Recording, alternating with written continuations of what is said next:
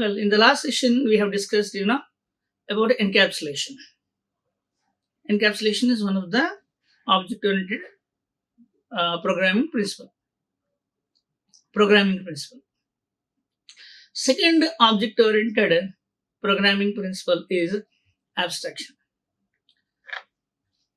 Among all object-oriented programming principles, the little bit, vague and huge example to discuss is an abstraction, because in encapsulation we ended up with writing single class, one class, private variable set of methods and some user defined methods. We completed encapsulation. But coming to the abstraction, we need to involve abstraction, inheritance, polymorphism, three concepts together we have to implement abstraction. And in the last video, we have discussed one very important point. Encapsulation hides the data, hides the variables by declaring them as private. That is straightforward. Just put private in front of the variable name, the variable will be hidden from outside access. It can be accessible only within the class. But coming to the abstraction, it is said abstraction hides method implementation from the method declaration. See, encapsulation is a very simple. Just put private, that's all, its access will be restricted. But how to hide the method implementation from the method declaration? That is surprising thing. So I cannot imagine from a simple, point of view. How to hide method implementation from method declaration? That is one point. And second point is why we need to hide the method implementation. What happens if method along with its implementation is also exposed to the client? What happens? Why encapsulation tries to hide the method implementation? That is the point. First of all, why to hide the method implementation from declaration? Second, how to do it?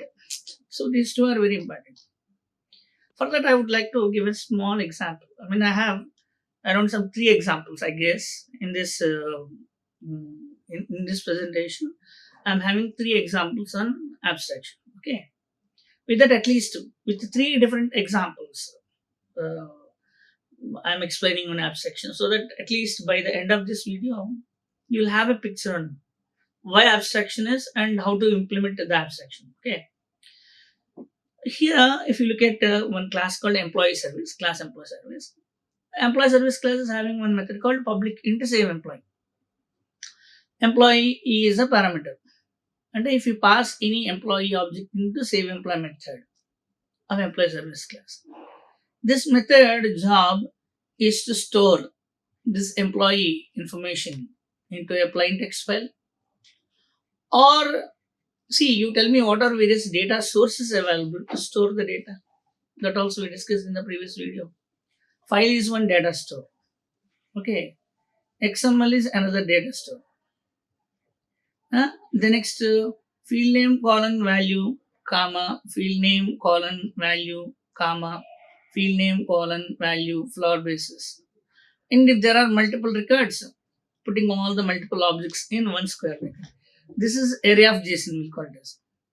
So sometimes you want to store the data in a plain text file, sometimes into XML, sometimes into JSON, sometimes into database. Storing into database is much simpler than storing the data in JSON and XML. They are less expensive, even compared to storing the data in text file also. Inserting record in database is very easy, because insert into table name values, in the bracket you just mention all the column values with comma separator, record will be inserted. In the file, we need to open the file, find out the length of the file using random access file.seek function. You give that length, then cursor position will move to that last position. There you insert one line, append new line character. It's a big story. Even XML DOM, maybe to use XML, we need to use XML DOM. To write it into JSON, we need to use JSON pass. Compared with all, writing into database is pretty easy. And similarly, sometimes, we may want to store the data into cloud. Hmm? Sometimes you want to store the data into mobile app related database. Hmm? Mobile app related database. So there are various data sources. That is the point. Whenever we call employee service dot save employee method and pass employee object as argument, the point raises is where to store the data. In a file, if the data want to be stored in a file, java.io API must be used. Morning I've shown random access file class. That random access file class with the read mode, not write, no, sorry, write mode or read write mode, not read mode, write mode or read write mode. That file must be opened using random access file class, read write mode, and write data into the file. So for that we need to learn and use Java API. If you are asked to write the data into XML, you must learn DOM API. DOM SACs are the two APIs available. So DOM is meant for writing the data. SACs is writing and reading both the data. SACs parser will allow you to only read the data. The two we are having around nearly 10 varieties of XML parsers available. In JDK, we'll get JAXP, Java API for XML parser. Similarly, IBM is having IBM XML 4Z. Oracle is having Oracle XML parser V2. Apache is having Xers and Exelon. Two parsers, Xers and Exelon. JDOM, DOM4J, Extreme, Stacks, JAXB, XML Beans, 11. So almost I did examples on all the 11 XML parsers. They just for exploring how the DOM implementation varying from one API to one API to just explore, I've learned all the 11 XML parsers. But for a developer, learning 11 XML parsers, choose any one of the parsers for the client. DOM itself is programming is little bit complex, and then again learning different vendors, DOM API. Without keeping API documentation, you cannot write the program. So DOM API. Similarly, for writing into JSON parser. JSON parser that is separate API. To write into database, JDBC API is required. To write into cloud, that the cloud related. One more, NoSQL database. That is one more database. NoSQL database like MongoDB. To write into that NoSQL database API, MongoDB API must be used. To write into cloud database API must be used. To write into mobile related databases, that API. And into whichever data source we want to store the data, the save employee function implementation must vary from the data source to data source, because clients may not always stick to one particular choice of storing the data into text files. One day if they ask us to write the data into some database using JDBC API, after some time they'll get some realization, okay, because my data is not complex data, is not having any relationship between the data. I mean, there is no relation between the tables much. Sometimes tables will realize, social networking applications, the data is completely, mostly unstructured and unrelated. Unstructured means unrelated, first point. So most of the times, the relationship doesn't exist between records in different tables, first point. Second point, suppose if you insert 10 records in a table, first record, second record, third record, fourth record, the structures may sometimes want to differ. Somebody is having work experience, somebody is having academic qualifications more, somebody is having social communication, social networking contacts more. Whenever I'm taking somebody's profile, somebody is good in sports related stuff. When I'm asking a person's data to store in my database, sometimes academically he may be good in, he may be having more qualifications. If he's an experienced person, he's having more of experience in the projects. And the sports person different. And the social media person is different. You do in different kind of activity a person is doing. That also became one of the domain of income generation. So if you want to store data, in a person table from one record to another record, there may be a slight variation in the structure of the record. And in NoSQL database, we call it as a document. It's regarded as a document, and all the documents together we call as a collection. Like in table, we'll call in SQL, in NoSQL, we'll call collection. So sometimes then records structure may not be common, identical to all the records. First point. And second point is there is no much relation between one table data with other table data. These two client relations and says that I'm paying so much of amount for this Oracle or MySQL for a cost of not having much relationships or the structure is not same. So I want to reduce the cost of the database and that too. Taking backup of the NoSQL database is much easier than comparing with taking a backup of the SQL database. You need some DB expert level to take the backup and restore the data to one from SQL databases. Whereas in case of NoSQL database, it's having only JSON files. Take the backup, just like text files, put it somewhere and restore it in another NoSQL database machines. My guess. Okay, so backup and restore process is also easier in NoSQL databases, and my guess. So he says, I want to go to NoSQL database. Maybe even after some time, he says that I want to store my data into cloud database because I'm paying a lot of amount here for whatever I use. Only for that, I need to spend the amount is what I had from the cloud databases. So instead of paying 5,000 rupees per annum for NoSQL database or 7,000 rupees for SQL databases per annum to store the data in the cloud, only whenever I am using the data for that they are charging. So it is costing me around some 2 to 3,000 rupees. I want to reduce that cost. Please go ahead instead of connecting to SQL database or NoSQL database, please connect to cloud database. He says that to cloud vendor, if I am using cloud database, I don't require any DB also. Once in every 15 days, they'll give backup of the data also. There is no point of crashing of the database. I need not have to maintain so many number of backup servers in my system. And that too, they are globally accessible, not restricted to one environment. The client, as much as the client gets educated, he'll have a lot of recommendations. So, as a development team, we cannot deny it. So, I don't know how you are going to implement the single save employee method. We thought just save employee method is just writing the employee data into some data source. No, it's not true. So as and when client asks to change the data source, you need to change the complete method implementation logic written here. It may be 5 lines or 10 lines or 50 lines or 100 lines of coding sometimes. So how are you going to design your method that is flexible to store the data into any data source using any API? But for that, one thing you need to remember that you should not implement the logic in the method, first of all. Declare the method as, if you want such a flexible method, don't implement the method here. Just declare and leave the method here. That's it. Just like, abstract method. Just like abstract method. For that abstract method, you write different implementations. File system, employee service, DB system, database system, employee service, NoSQL employee service, some JSON employee service, XML employee service, cloud employee service, mobile employee service, like that. You write different subclasses from this class. And in all those classes, you implement save employee method with their respective API to connect to the respective data source.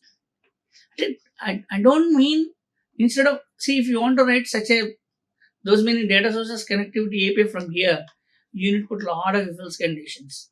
Which data source client is asking, that information you should take. Put if it is a file, write some 10 lines code. If it is XML, write 20 lines. If it is JSON, write 10 lines. If it is DB, 5 lines.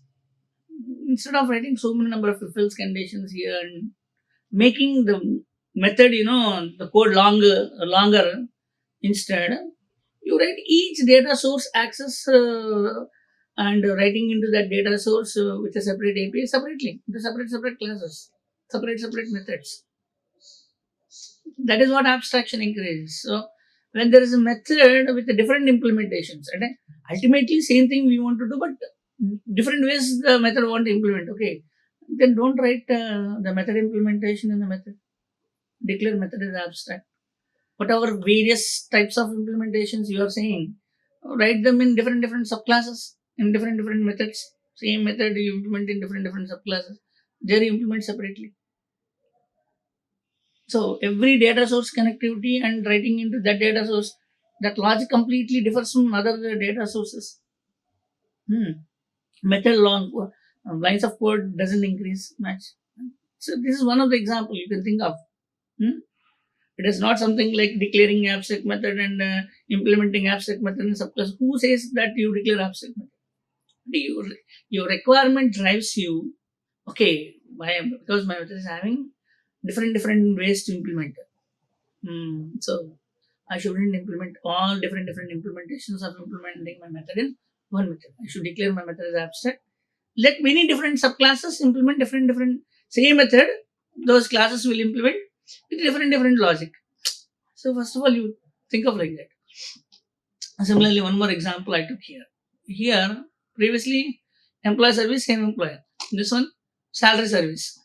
Coming to the salary service, this example also we took previously. Salary service is having one method called calculate salary. If you pass employee, salary should be calculated and total amount should be returned by this method. But here, salary calculations. For admin employee, salary calculation is different. Normal salary will give for the number of working days he attended. Coming to the sales employee, will give sales commission. Once he crosses more than the sales target, will give sales commission. So apart from original sales salary calculation logic, we need to write extra code for that. For the production employee, actual salary plus as many number of extra hours, overtime hours the employee works, will give overtime amount for that employee. See, like that. Even coming to the salary calculation also, different department, different position employees are having different facilities and salary calculations. So when you're having that, why do you implement all such methods in? Why do you implement all such logic in a single method? Hmm? Take one more example here. See this example. For example, we are having a class called a student admission. We are having a class called student admission. Student admission class is having a method name called admit student. Student admission class having a method name called admit student. In that admit student, I'm taking student name, qualification, date of birth, the group. Group may be something like uh, some some group, maybe blood group or something else. Okay, and admission time, and whether he wants to be joined for admitted for day scholar or a residential NRA or something else. I told physically challenged, different types of admission types. NRA, ex-serviceman quota, ex-serviceman quota. If father works in defense, air force or military or navy, their children will get a ex-serviceman quota in the education, health, and in other areas because of their parent services are rendered by the country.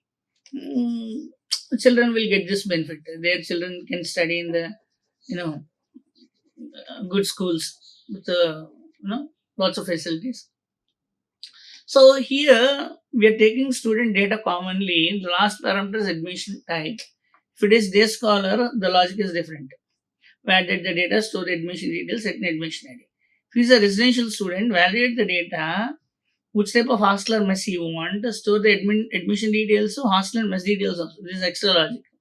Written admission ID. If he is an NRA student, validate the data, which type of hostel or mess he wants to choose, and store the admission details, hostel and mess details.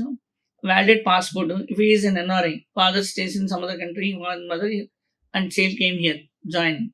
So we want to verify his password, visa, immigration certificates, and etc. Whatever stuff exists, and then we'll store all the data into database. We don't have this password, visa, immigration certificate, etc. for a normal residential and a day scholar student, right? And for every type of admission, we are writing one if else condition here. We are writing one if else condition here. We are writing that 5, 10, or 15 or 20 or 50 lines of logic here, lines of code. How far this is true? One thing, the lines of code in each method increases. Point number one. Point number two, if different type of admission types, new admission types comes, ex-serviceman comes, basically challenger comes, and some politician children, their quota comes. The next IAS, IPS, if their IAS, IPS, their children, if comes, for them a special quota, for politician people special quota, for physical challenges special quota, ex-servicemen special quota. So we got almost 4 different varieties of admission types here. Would you just keep on increase else if, else if, else if, else if like that and increase the lines of code in the method? Tell me. So when there's only one single type of admission, day scholar, every student is a day scholar student. We don't give concession for any of these ex-servicemen, physical and NRIs, residential, political, or IAS, IPS. Then go ahead, single method, single implementation. Everyone admission process is same. If you want these many number of demarcations of admission for processing, admission processings, better don't implement all such if else conditions in a single method. This is not recommended. Then what is recommended? See the example here. The same thing is applicable to same employee method of employee survey, employee surveys, and calculate salary method, salary surveys, and to the student admission. For that, what you do? You declare student admission class as abstract. Admit student method as abstract method. See, semicolon we are putting here. We remove admission type as a parameter from the method. From here. Admit student contains only student name, qualification, date of birth, and group. Some blood group or something. That's all. Or so for the day scholar, we are writing a separate subclass. Day scholar, student admission, extend student admission. In that, because extending from abstract superclass, the abstract superclass method must be implemented in the subclass. The abstract superclass now forcing subclass to implement admin student method exactly with the same name, same signature, same written type, everything same. Forget about the logic. I don't care about the logic.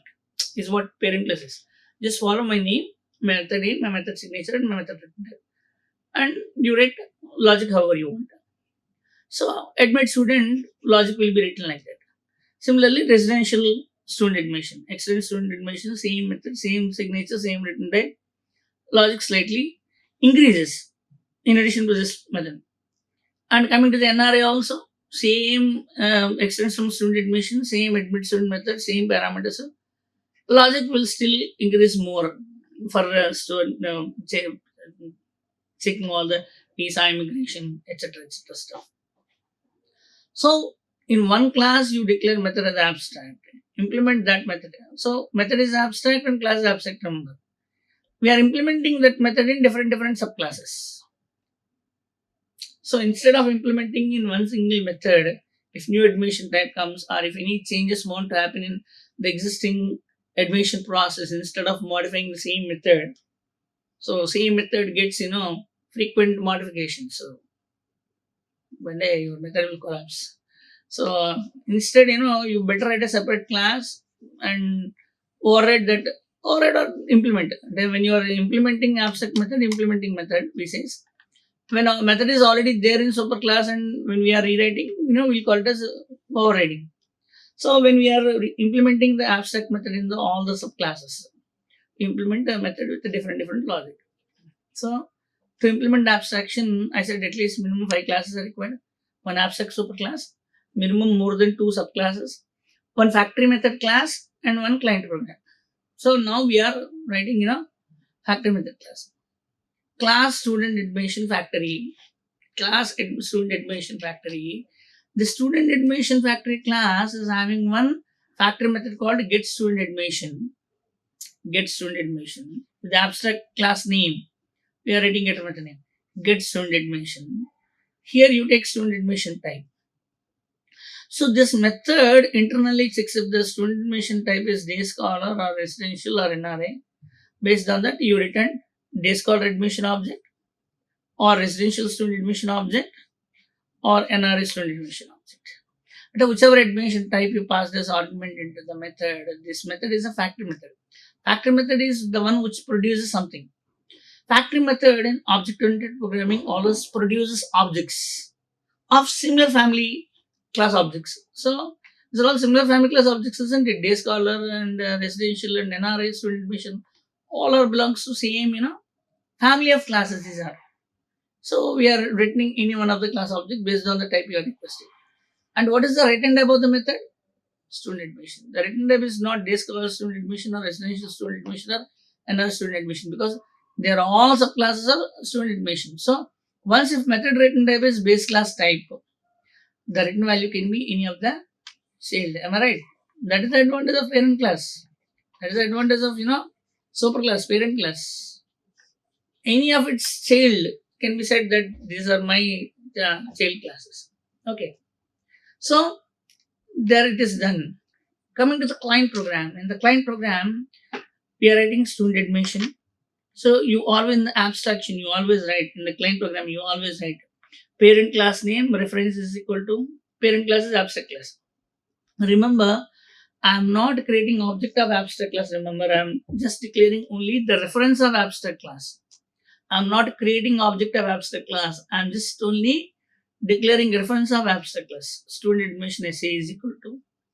Into this student admission, I want to take this called student admission object or essential student admission object or another student admission object, any one of the object. But how can I get any one of this class object at runtime? That is what the factory method does. That is the secret behind the factory method.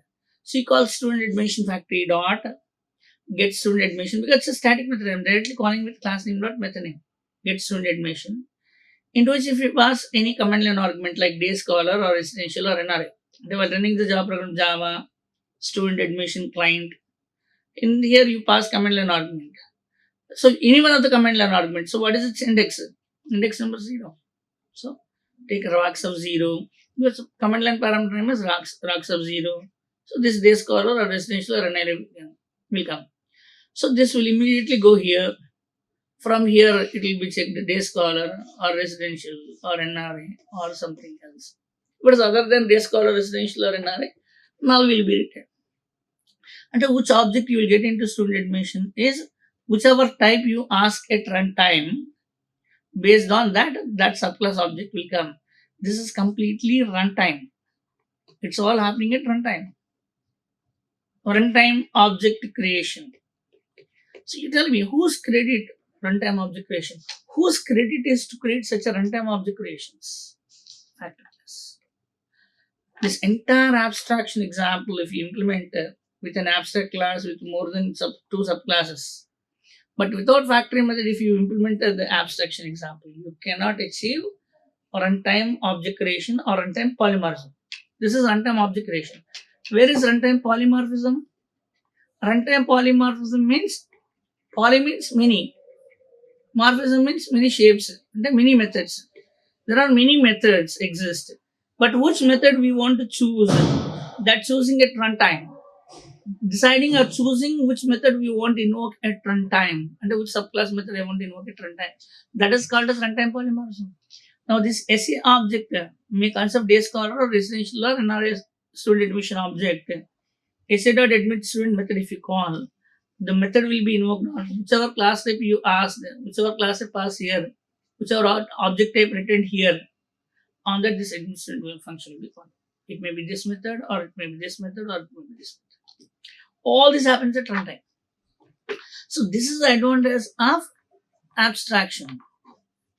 To implement abstraction, such a one main reason should be there to decide declaring one abstract superclass and writing different implementations of classes and different implementations in different subclasses. And at least you should write factory class and factory method to return objects of this family of objects of student admission, objects of student admission family class objects, objects of student admission family class objects means the childs, this one or this one or this one, like that. Because of that factory method, we are achieving this entire process. This is the purpose of abstraction. Here, abstract class is involved, inheritance is involved, methods are implemented, polymorphism is involved. And in the abstraction, see, abstract class and abstract function, inheritance into subclasses, in subclasses, writing superclass method in subclass, polymorphism, all are involved. Factory class, factory method, factory class, factory method. These are all involved. So altogether, how many classes? One. Minimum two subclasses, can be more, even three subclasses. 3 plus 1, 4. One factory class 5, one client 6. 1, 2, 3, 4, 5, 6. Yes, correct.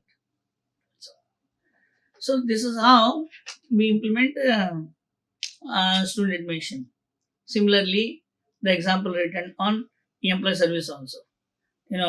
File system employee service, database employee service, XML employee service, JSON employee service. And whichever into data source you want to write the employee data, for each one with that separate API, you write separate class. Don't write one single method, one single class, one method with different if else conditions. Don't do that. Write separate classes. Nicely you write one factory method. The factory method will ask which employee service object you want. That will return file service or database service or XML service or JSON service object to the client. Client will nicely invoke methods on this. This is example.